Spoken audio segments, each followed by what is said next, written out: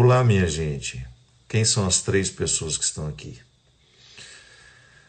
Eu nunca faço live só para conversar com vocês. Eu vou fazer agora, nem que sejam uns 10 minutinhos. Primeira coisa que eu queria falar, que eu estou muito feliz com a participação de vocês nas lives da missa. Só para vocês terem uma ideia, na semana passada nós tivemos uma média de 90 mil pessoas acompanhando, em alguns momentos 98 mil. Mas depois que a gente fixou o vídeo, nós tivemos um acesso de quase 3 milhões de pessoas na primeira parte da missa, que tem a homilia. E a segunda parte nós fizemos, que foi a partir do ofertório ali para frente, que a gente não consegue fazer em uma hora só, né? Tínhamos mais 2 milhões e 600 mil pessoas. Então, eu fico muito, mas muito feliz, muito lisonjeado de saber que muitas pessoas escolhem estar com a gente nesse momento, né? A oração, ela tem sido tão fundamental para a gente ultrapassar esses momentos difíceis. Tem sido tão penoso para todos nós, né? E à medida que a gente vai construindo o nosso dia a dia, com as diferenças, a gente incluir a oração, é muito bom. Eu não tinha o hábito de fazer live, não tinha o costume de usar esse recurso, né? Agora, durante o confinamento, a gente tem usado muito. Estou dando alguns passos importantes nessa vida virtual, que antes eu não dava muita atenção para isso. Vocês têm observado que eu não estou há um tempo já na Canção Nova, com o programa de direção espiritual. Quando eu tomei a decisão de fazer essa parada na minha vida, com a música de maneira especial, né? Eu decidi isso mais ou menos em setembro do ano passado. Acho que foi por aí que a gente comunicou à banda que a gente não teria mais as viagens. Para mim foi muito importante, sabe? Tem sido muito importante. Foi uma decisão que me custou muito, porque eu gosto muito da música. Eu estou trabalhando com música, talvez muitos não saibam, né? Mas desde 1995, foi quando eu gravei a minha primeira música, que é uma música de comunhão, que chama Vou Cantar Teu Amor. Muita gente conhece até. Vou cantar teu amor, ser no mundo um farol. Eis-me aqui, Senhor, vem abrir as janelas do meu coração. Fiz essa música, eu ainda era seminarista. Na época o Padre Joãozinho me convidou para gravar. E desde então eu comecei o trabalho com a música. Logo em 97 eu já gravei o meu primeiro CD, De Deus um Cantador, lá nas Paulinas. Então, sempre esse trabalho com a música. E durante o meu período de adoecimento, para vocês terem uma ideia, ele é um resultado que eu fui construindo, né? Ninguém fica doente da noite para o dia, ninguém fica com síndrome do pânico da noite para o dia, ninguém fica com medo das pessoas da noite para o dia, ninguém fica deprimido da noite para o dia. E eu me lembro que o meu primeiro sinal foi justamente na estrada, uma dificuldade que eu estava enorme, gente. Vocês não sabem como era penoso quando eu ia chegando ao local do evento, quando eu tinha que descer da van, quando eu tinha que encontrar as pessoas. Era uma coisa que não estava no meu controle, sabe? Quem teve síndrome do pânico, quem teve depressão sabe. Não é uma coisa que você controla, que você decide racionalmente. Eu vou viver esse momento e vai ser tudo tranquilo. Não é. Definitivamente não é. E aquilo que antes para mim era uma fonte de tanto prazer, de tanta alegria, de tanta satisfação, de repente deixou de ser. Aí eu comecei a fazer uma retomada, né? Pra vocês terem uma ideia, quando eu lancei o meu CD pela LGK, Som Livre, que eu tive aquela grande divulgação na televisão do meu trabalho, quando eu comecei a ir nos programas de televisão que não eram católicos. Enfim, quando eu saí do contexto católico, não saí para deixar, né? Mas quando eu deixei de ser conhecido apenas no meio católico e fiquei também conhecido no meio secular, eu tive uma época em que eu tinha 25, 26 shows por mês. Às vezes eu ia em casa uma vez a cada 2 meses para trocar de mala. E nenhuma saúde aguenta isso, né? Sobretudo quando você tem uma natureza que pede a quietude. Eu sempre fui assim. Pode não parecer, mas eu sou tímido, muito tímido. Eu enfrento bem. Por exemplo, vou ter que falar para 1 milhão de pessoas. Nem frio na barriga me dá. Eu sou tímido nas relações interpessoais, sabe? Se eu chegar assim numa sala que tenho 6 pessoas, eu fico tímido. Eu não tenho timidez com a multidão, eu tenho timidez assim, no dia a dia. Fico extremamente constrangido quando as pessoas me abordam para tirar foto e eu sei que as pessoas estão olhando ao redor. Tudo isso me faz ficar muito constrangido. Então, eu tenho uma natureza melancólica, sempre, a melancolia sempre fez parte da minha vida. Sempre fui um menino triste, digamos assim, né? Não de tristeza, que vida infeliz que eu tenho. Não é disso não. É de uma coisa que eu tenho dentro de mim, que eu não sei de onde nasce, que acaba me identificando muito com tudo aquilo que é naturalmente melancólico, né? Eu, quando era adolescente, eu já tinha o hábito de ouvir uma música popular brasileira extremamente melancólica. Eu me lembro que quando a Valéria, uma amiga minha lá de Formiga, me apresentou a obra do Paulinho Pedra Azul, nossa, foi, meu Deus, como minha alma cabe nas músicas. As músicas do Paulinho Pedra Azul, como a arte dele, a obra dele, é uma expressão da minha alma, sabe? De uma tristeza, de uma melancolia, aquelas melodias tristes, bonitas. Então eu sempre fui assim. Então de repente eu estava num vai e vem interminável, né? Que não tinha fim nunca. Depois eu vou dar um pouquinho de atenção a vocês aqui nos comentários, tá? Estou só aproveitando para a gente conversar um pouquinho.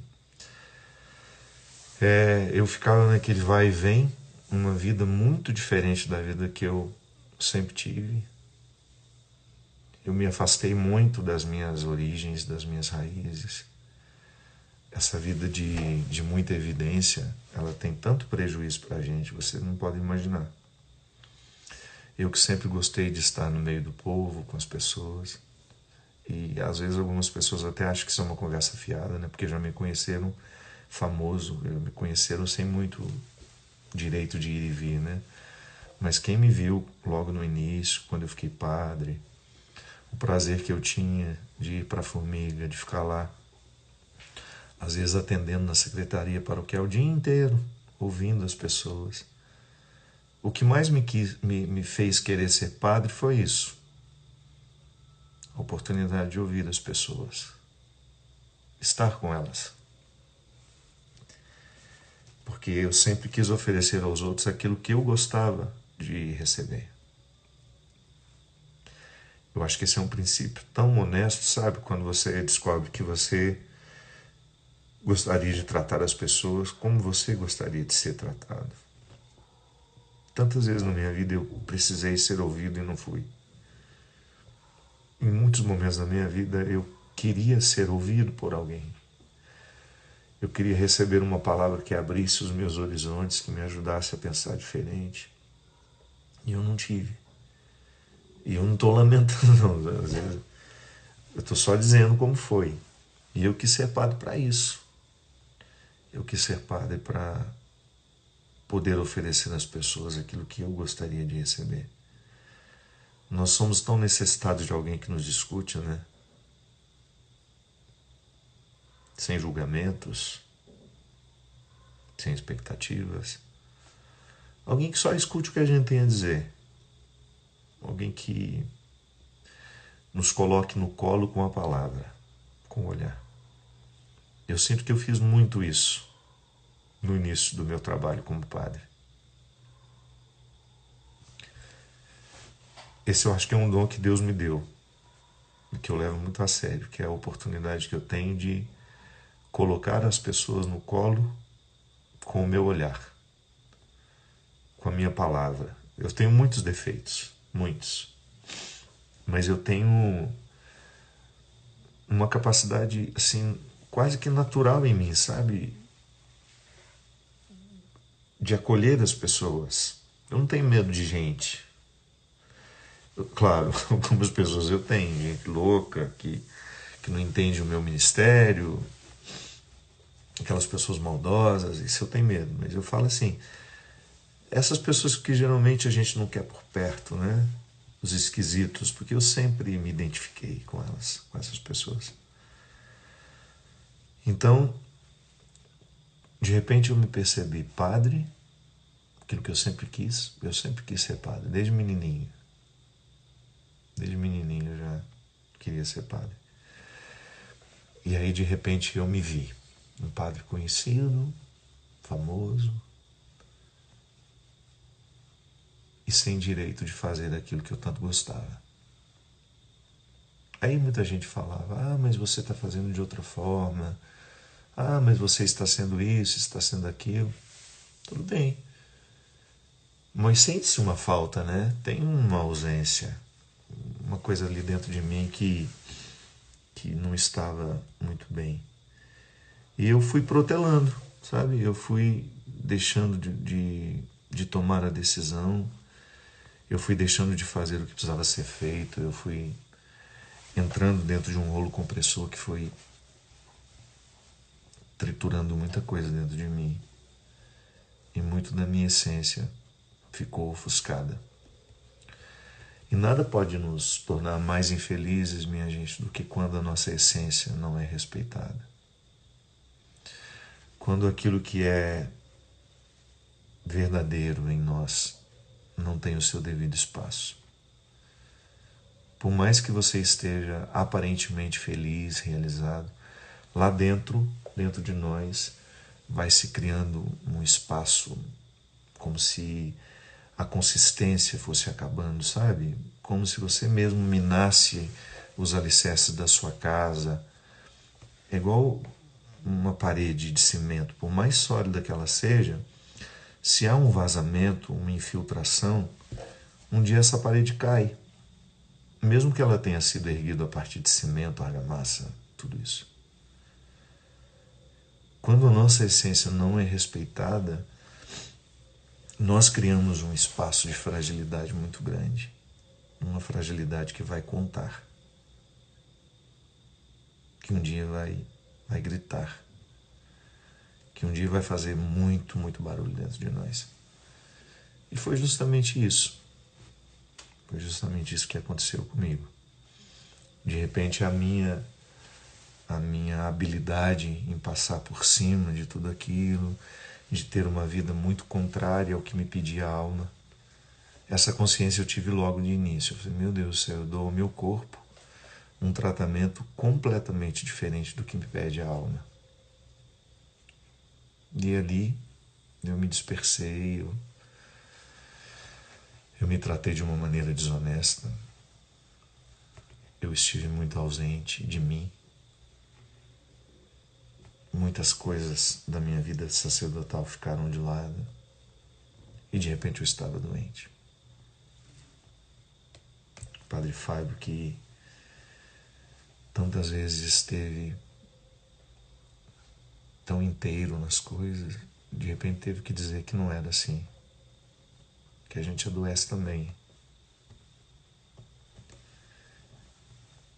E que por mais que a gente tenha vontade de ser forte, dizer que está tudo bem, não está. Não está. Mas foi tão libertador para mim, sabe? Porque para mim foi também muito bom. Porque eu me lembro que quando eu comecei a ser conhecido, sempre tem aquela possibilidade de você inventar um papel, né? De você fingir alguma coisa, para as pessoas gostarem um pouquinho mais de você. É uma tentação isso. E eu pensei na hora e falei, quando surgiu a primeira oportunidade de ir fora dos muros da Igreja Católica, pensei, opa, eu vou ser eu mesmo. Porque vai ser difícil. Imagina não sendo quem eu sou. Se eu tiver que me tornar conhecido sendo alguém que eu não sou. E é claro, eu não fiquei lá contando os meus pecados, as minhas misérias. Não, só fui eu. naquilo que é publicável, naquilo que faz bem ser público. E é claro que eu apanhei muito. Ah, é um homem vaidoso. Sim, não posso dizer para vocês que eu não sou vaidoso.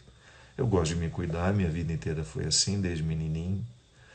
Mesmo muito pobre, a minha mãe conta que eu já gostava de escolher a camisa, a camiseta de malha que ela ia comprar, o short, eu já dava palpite, e eu chorava quando não comprava, que comprava roupa uma vez por ano, né?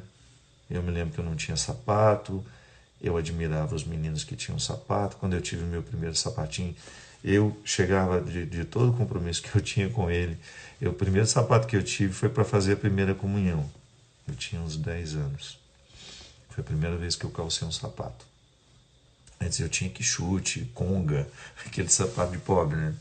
Mas sapatinho mesmo, de verniz, bonitinho, foi o primeiro. Me lembro que eu guardava como se fosse uma joia. Então eu fui para a televisão e fui, eu sou assim mesmo. Treino, faço academia. Em um determinado momento da vida, a atividade física se tornou um valor para mim. Eu descobri que era importante para a minha vida espiritual, descobri uma conexão entre a vida espiritual e a vida física. Fui bombardeado por isso, né? As pessoas me, nossa, que absurdo, não tem nada a ver, isso não diz respeito a um padre. Enfim, optei por ser eu mesmo, fiz a minha verdade prevalecer. As pessoas que me conhecem sabem mais pecados meus do que né, quem convive comigo, quem peca comigo, quem me erra quem me encontra nos meus erros. E graças a Deus eu sempre encontrei gente muito generosa, gente muito misericordiosa, que trabalha comigo, que me estende a mão, que não me condena. E é por isso que eu gosto de ser assim, sabe? Não faz sentido eu ser o padre da condenação. Primeiro porque eu acredito num Deus que me dá a oportunidade todo dia de me refazer, de me corrigir, de entender o meu mecanismo, de não me desprezar por isso, de não me jogar fora por causa dos erros que eu cometo. Eu acredito nesse Deus manifestado em Jesus que tem um carinho enorme pelos mais frágeis. Um Deus misericordioso que tem uma capacidade enorme de acolher os que a gente geralmente não acolhe. Então não poderia ser diferente o meu olhar. Não poderia ser diferente a minha presença na vida das pessoas. E aí, esse tempo estranho que nós estamos vivendo está me devolvendo um pouco disso. Volto ao início da conversa, né? Quando eu agradeci a vocês por me permitirem estar com vocês durante as missas, esse momento simples, tão despretensioso, mas que tem sido muito importante para mim, muito. É como se eu pudesse dar a vocês aquilo que eu sempre soube ser o mais sagrado para mim. Muitas coisas que eu faço, eu sou um padre que faz muitas coisas, eu sou escritor, eu sou cantor, eu sou compositor, e existem pessoas que são muito melhores do que eu fazendo isso. Eu faço também. Mas eu sei que tem gente com muito mais competência. Muito mais. Mas aquilo que é específico na minha vida de padre, os outros não podem fazer. Os padres podem. Mas eu posso fazer por você. Eu posso estar com você assim. Então, durante muito tempo, eu fiz mais aquilo que os outros podem fazer, e não tanto aquilo que é específico meu. Claro, em tudo que eu fazia, eu me colocava como padre, mas às vezes eu estava extremamente cansado. É um pecado enorme contra a nossa vida, quando a gente não tem os espaços de reposição em a gente. E eu sei que isso não é um privilégio meu, você também enfrenta isso. Quantas vezes você foi além das suas possibilidades? Quantas vezes você também ficou cansado porque você tinha extrapolado os seus limites. E quando a gente extrapola os nossos limites, a gente começa a oferecer ao outro aquilo que em nós está estragado, né? Aquilo que em nós é traumatizado, aquilo que em nós não é corrigido. Eu sempre tive muito medo de que a minha pregação acontecesse a partir da minha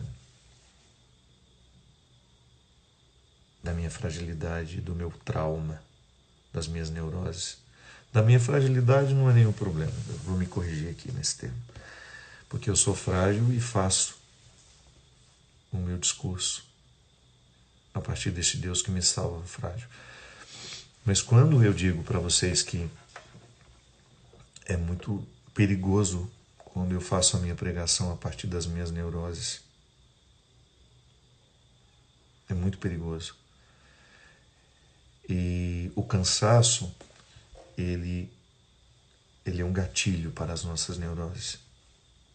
Quando nós estamos fisicamente desgastados, emocionalmente desgastados, as nossas neuroses se avolumam e passam a ser a nossa voz. E é muito triste quando a minha voz tem o som das minhas neuroses. É muito triste quando você passa a falar a partir das suas neuroses, porque você passa a viver a partir das suas neuroses. Naquelas 4 dimensões que eu gosto de falar sempre: o pensamento, o sentimento, a palavra e a ação.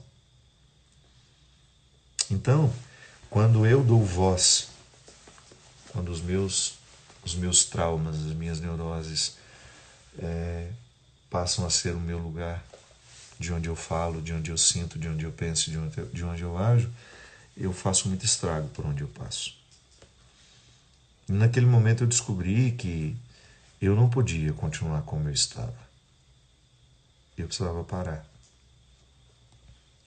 E o programa Direção Espiritual na Canção Nova, eu sabia que era o mais importante da minha missão. De tudo aquilo que eu fazia como padre, eu sempre dizia isso. Não são os shows, não são os livros, não são as músicas, mas é o programa. Aquela quarta-feira. Primeiro era numa quinta, né? Vocês que me acompanham, era numa quinta-feira, 11 da noite. Eu ficava cansado, meu Deus do céu. Eu viajava tanto. Ainda tinha que estar toda quinta-feira lá na Canção Nova, 11 da noite. Depois mudamos para quarta às 10, para ficar um pouco mais leve, para facilitar a minha vida com os shows. Mas ainda assim, foram quase 15, 16 anos de programa, e eu sinto que no momento da pausa com a música eu precisava pará-lo também. Porque sabe quando você já tem uma sensação de que você não tem mais o que dizer? E por mais que Deus me auxiliasse muito, eu sempre, se você me perguntar, pai, o que você vai falar no programa hoje? Isso 2 minutos antes de começar. Nunca soube. O Christian às vezes perguntava, né?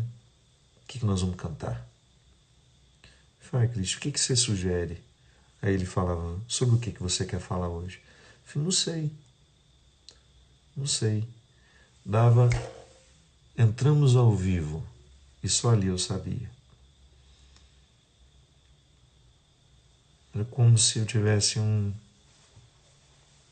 uma conexão, como se o Espírito Santo me desse, sabe, naquele momento, um auxílio extra.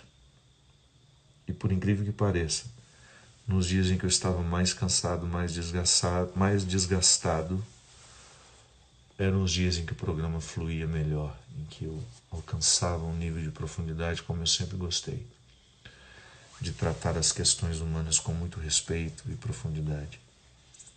Nunca quis fazer um programa por fazer. E graças a Deus, minha gente, nesses anos todos, eu não tenho uma recordação, uma sequer, de algum evento também, não só o programa, de algum evento que eu subisse no palco em que eu cantasse só para terminar o tempo. Graças a Deus, nunca.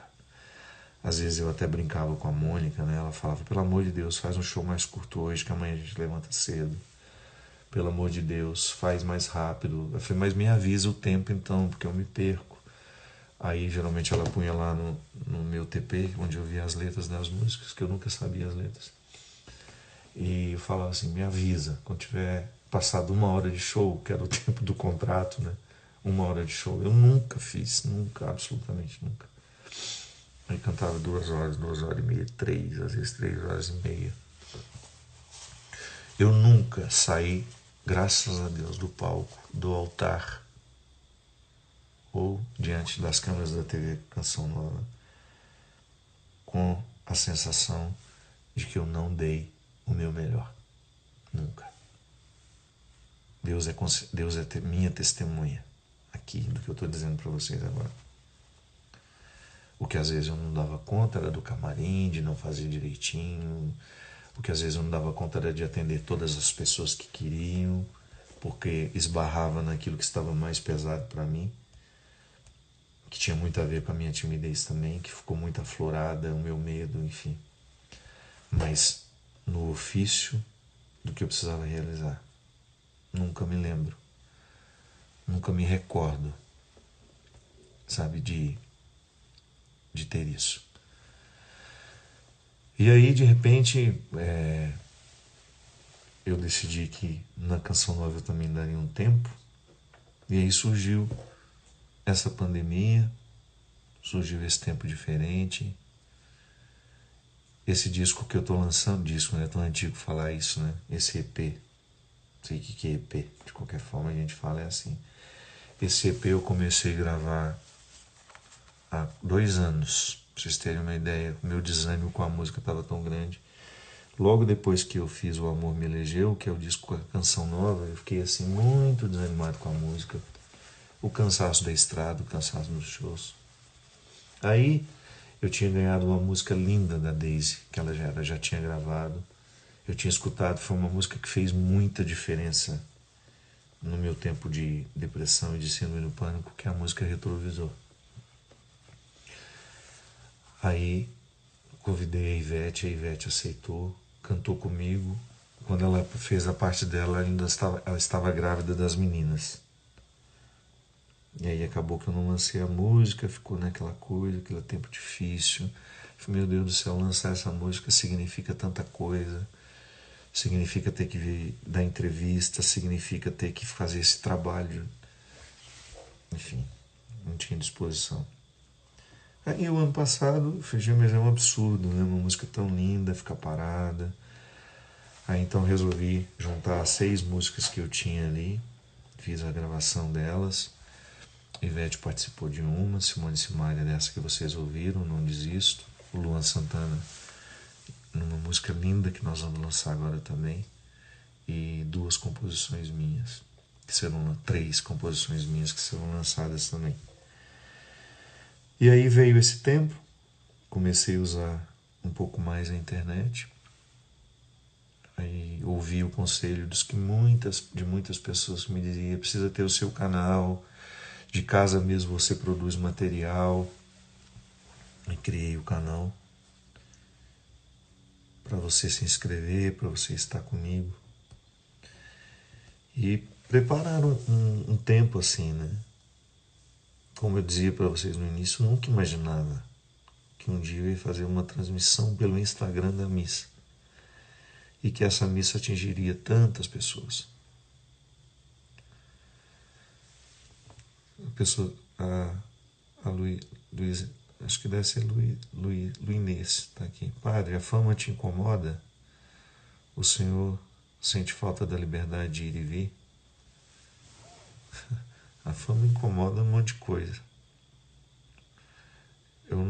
A fama, tornar-se conhecido, eu acho falar mais assim do que ser famoso. Tornar conhecido pode chamar a atenção para aquilo que você acha importante em você. Então sempre compreendi que a oportunidade de ser conhecido me faz tornar conhecido o Evangelho, as ideias de Jesus, que eu acredito que tem um poder enorme de transformar as pessoas, de libertar as pessoas. A palavra de Jesus é naturalmente terapêutica, então eu não tenho dúvida de que o fato de ser uma pessoa conhecida me faz muito feliz em divulgar isso, que eu acredito tanto.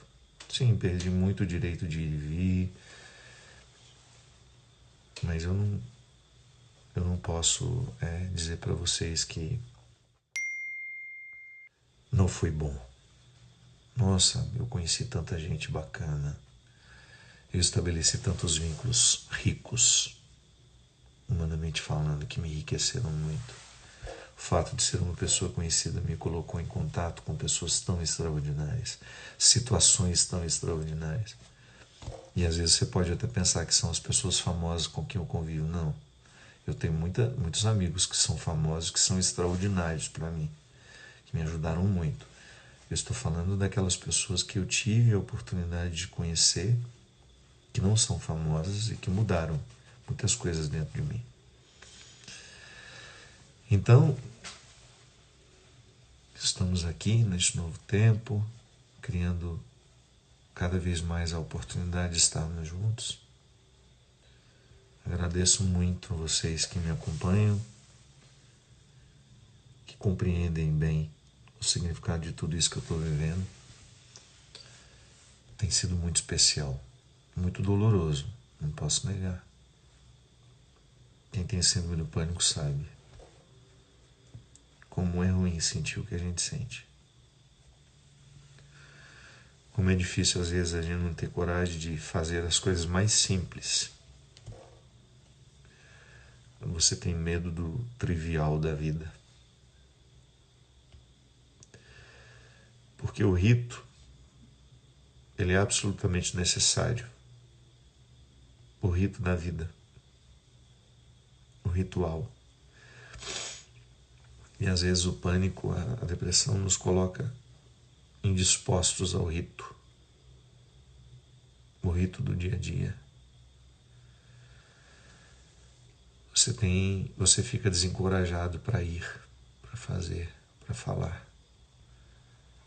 Sempre, minha gente, nos últimos anos,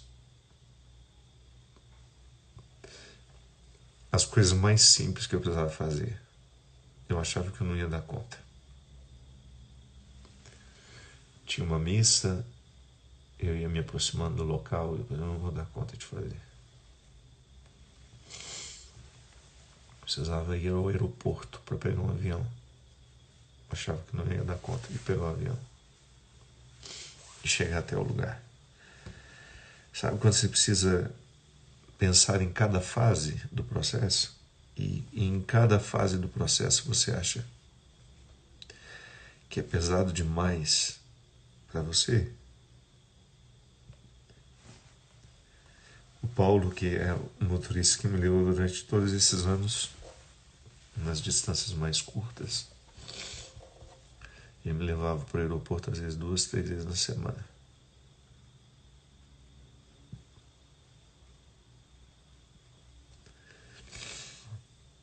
E ele se tornou um simbólico para mim de segurança, sabe? Eu nunca disse isso para ele.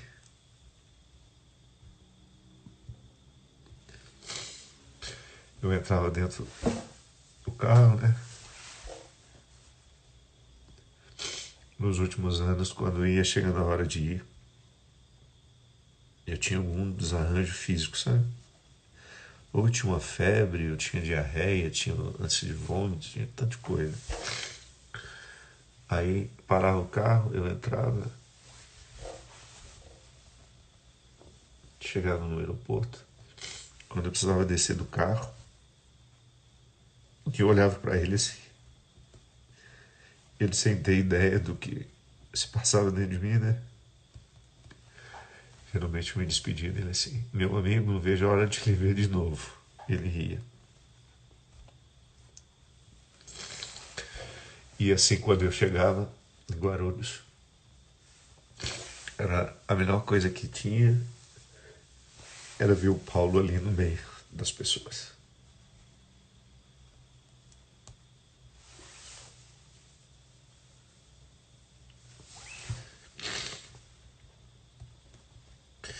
Então, quando vai ficando um processo difícil, quando tudo vai ficando penoso para você, desgastante, por mais que você veja sentido em tudo aquilo que você faz, há uma ordem, né, sendo dada.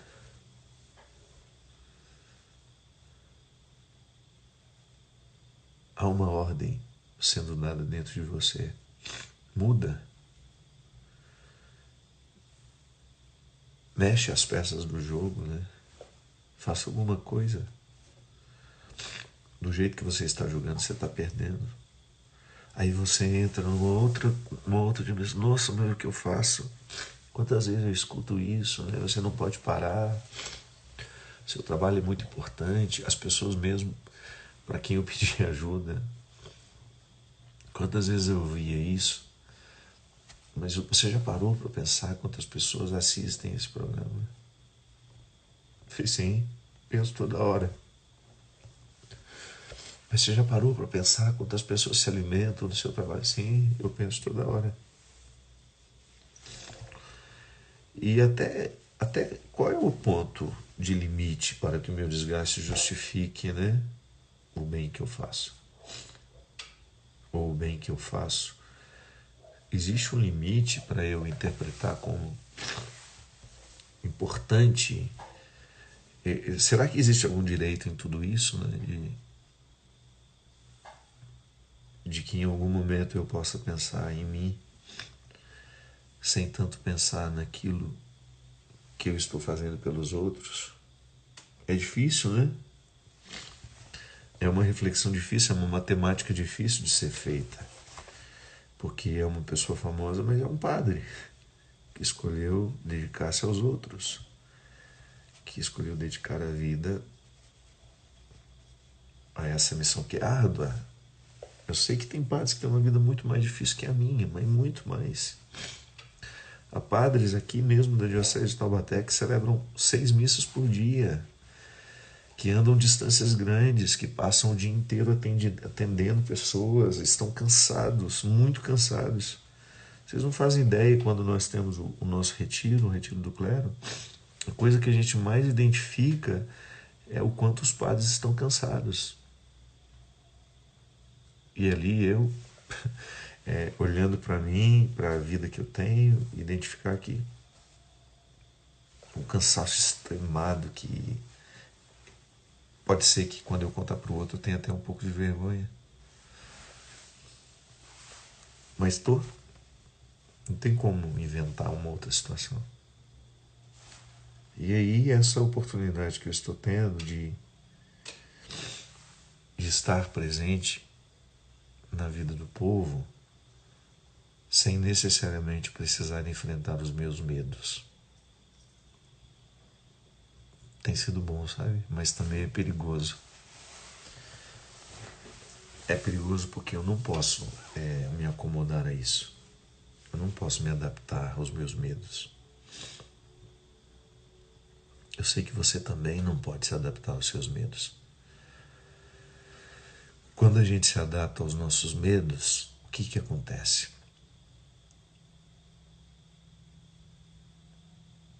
A coragem faz as malas e vai embora, porque você está adaptado aos medos. Toda hora que eu preciso me enfrentar, eu tenho que pegar uma coragem aqui dentro, que eu não sei onde está, em que lugar ela existe. Então, se eu fico adaptado aos meus medos, é como se eu desse a propriedade da minha vida aos medos. Então, eu estou aqui com pessoas que não me causam medo, que não têm expectativa, porque isso me desgastava no meu dia a dia. Quando você sai da sua casa, você sabe que o tempo todo você será solicitado.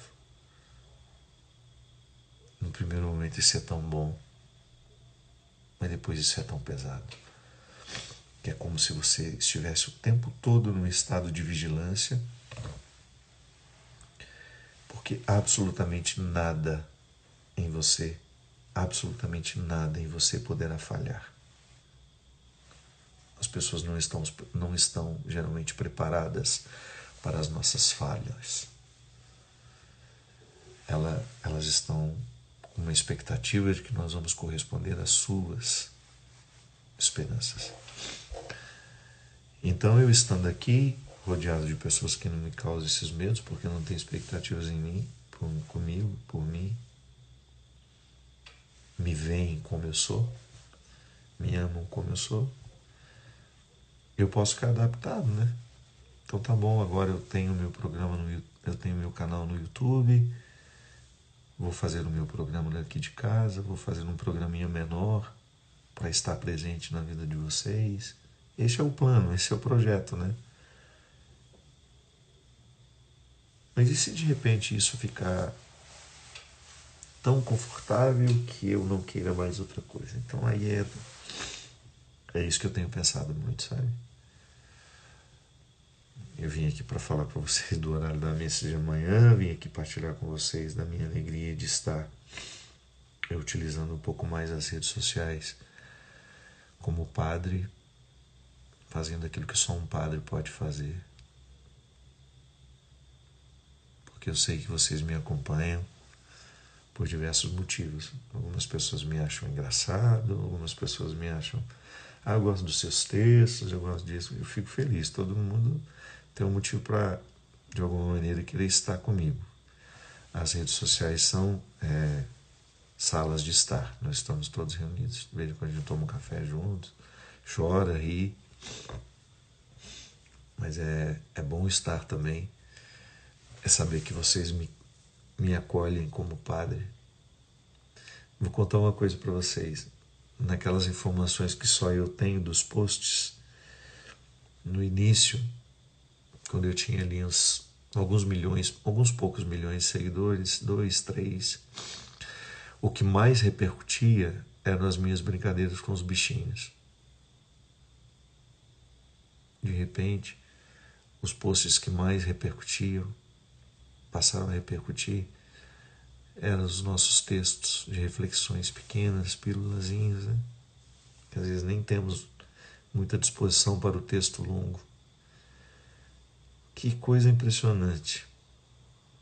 Como aquilo foi uma resposta de Deus para mim, sabe? Que bom, o humor aproximou, continuou. Porque eu sou assim, eu acho uma coisa engraçada e quero partilhar. Invento uma historinha para a gente poder rir um pouco, eu acho que isso faz parte, é bom. É bom a gente ter isso. Mas é muito bom que vocês, saber que vocês me acolhem como padre. Que vocês estão comigo. Que vocês me dão a oportunidade de ser para vocês. De entrar na vida. Hoje com essa live eu estou conhecendo um pouco mais do Senhor. Obrigado. Muito prazer. E de ter essa oportunidade de estar com vocês fazendo aquilo que só um padre pode.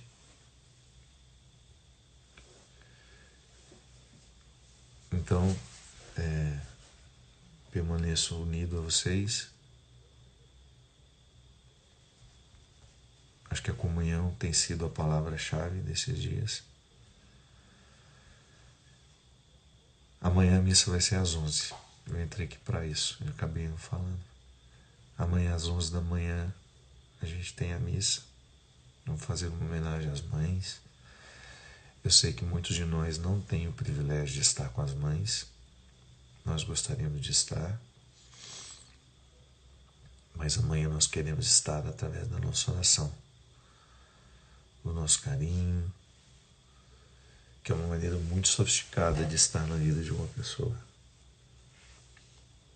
Toda vez que você reza por alguém, ninguém reza para acontecer uma coisa ruim, né? Bem, a não ser que seja doente da cabeça. Mas toda vez que eu entro em conexão com Deus por uma pessoa, quando eu oro por uma pessoa, eu naturalmente estou movido pelo meu bem-querer, pela água mais limpa que existe em mim, pela água mais saudável que existe em mim. Então a oração é a gente oferecer ao outro o que a gente tem de melhor, o sentimento mais nobre, mais vivo, mais cristão. É isso, minha gente. A gente ainda não está fazendo muita coisa no YouTube porque tem um processo. Eu não entendo muito bem, o meu povo lá está cuidando. A gente ainda não pode ter transmissão ao vivo, Nós ainda temos alguns limites, alguns protocolos a serem vencidos, porque o canal foi recém-criado, né? Então, se você tiver vontade de me acompanhar por lá, você pode se inscrever e a gente vai aos poucos ocupando esse espaço vazio que ficou da Canção Nova. Muita gente me pergunta, é aqui na Canção Nova, desculpa, é aqui no Instagram, às 11 horas da manhã a missa, tá? Não pode ser no YouTube ainda. Muita gente me pergunta, padre, o senhor deixou a Canção Nova? Não. Tanto é que era para estar lá na Festa da Misericórdia. Sempre que a Canção Nova precisar de mim, eu estarei. A Canção Nova não era um trabalho que eu tinha. Nunca recebi um tostão para estar lá. Sempre foi o meu espaço de gratuidade. Fazia o programa com imenso prazer, com imensa alegria, até o momento que eu disse para vocês que ficou muito pesado, muito difícil. Então eu não abandonei a Canção Nova. O programa de direção espiritual acabou? Não. Pode ser que algum outro padre vá assumir, pode ser que algum outro padre, a Canção Nova canse de repetir, né? Porque por enquanto estão sendo reprises, o programa é deles, não é meu. Esse nome Direção Espiritual é da Canção Nova, pertence a eles. Eles estão muito respeitosos comigo, porque eu sinto que eles querem que eu volte a fazer o programa. E eu confesso para vocês que eu tenho assim um desejo de ter ainda, sabe? Força para voltar lá e respirar fundo e recomeçar. Mas por enquanto não tenho, não. Por enquanto eu não tenho condições ainda. E eu espero que a gente vá construindo outras formas de estarmos juntos, né? Vou voltar aqui mais vezes para ler vocês, para de repente colocar vocês para participarem de uma conversa. Imagina que belezinha a gente fazer uma espécie de uma direção espiritual com você dizendo o seu problema, porque você pensa que o problema é só seu. Ixi, se você contar o que está acontecendo com você e a gente falar aqui ao vivo, como a gente atendia, né? Quem acompanhava o programa de direção espiritual no início sabia que a gente atendia ligações. Imagina que bom você entrar aqui comigo, falar do seu problema, discutir isso. E as pessoas que estão nos assistindo, tenho certeza que nós nos identificamos muito. E toda vez que nós escutamos alguém falando de uma dor muito parecida com a da gente, de alguma forma nós estamos vivendo aquele mesmo processo terapêutico, que a palavra que está sendo dita ao outro tem um poder enorme de fazer bem. Aliás, minha gente, eu acredito mesmo nisso. Quem nos cura é a palavra. Quando a gente vai a um terapeuta, o que ele vai fazer com a gente? Dizer palavras mágicas? Não. Ele vai dizer alguma coisa que reverbere dentro de nós e você se reinterpreta. Você passa a se ver de uma nova forma, de um novo jeito. A terapia é justamente a reformulação das ideias, a reformulação dos sentimentos, a reformulação das palavras. É por isso que o processo é sempre integrado. Eu preciso modificar o que sinto, o que penso, o que faço e o que digo. Sempre. Quando nós modificamos a nossa linguagem, quanta coisa já fica diferente. Quando você modifica a maneira como você fala, o que você costuma falar sobre você, de você e dos outros. Então aqui a gente pode fazer sim, de vez em quando, alguns encontros assim, em que eu não fale sozinho. Volto a dizer, hoje eu entrei para dizer o horário da missa e acabei contando um pouquinho de como eu tenho estado. E obrigado pelo carinho de vocês, viu? Muito bom. Me sinto muito amado por vocês e isso não é demagogia, não. Eu agradeço muito a Deus.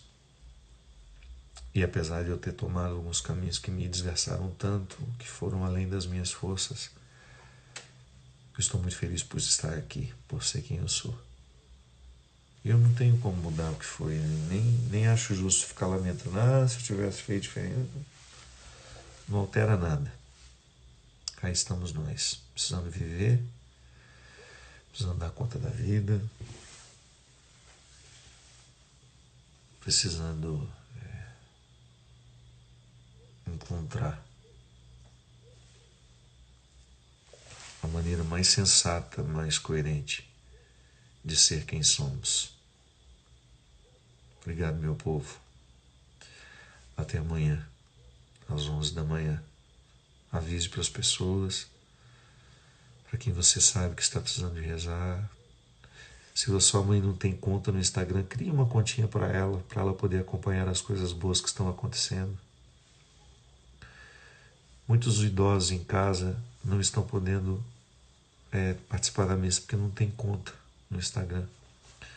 Faça o trabalhinho de ensinar, de criar esse instrumental para eles. É isso mesmo, não vamos desistir não. Nunca desistir. A gente chora, a gente reclama, né? Porque faz parte, mas desistir não. Obrigado, minha gente. Muito obrigado mesmo.